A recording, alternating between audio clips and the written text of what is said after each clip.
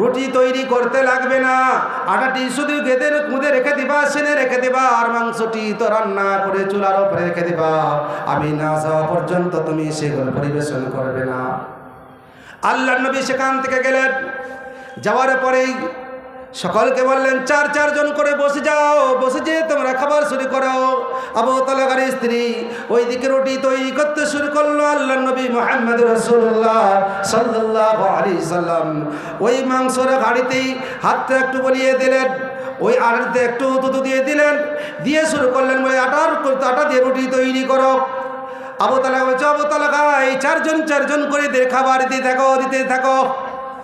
খেতে খেতে খেতে খেতে খেতে খেতে 80 জন লোক খেয়ে শেষ করে দিল। আবার কি সকলের খাবার হয়ে গেল। আল্লাহ নবী বলছেন, ও আবু তালহা দেখো দেখি আটার পরিমাণে কেমন আছে। দেখে গেছে আটা যেই পরিমাণ ছিল সেই পরিমাণ হয়ে গিয়েছে।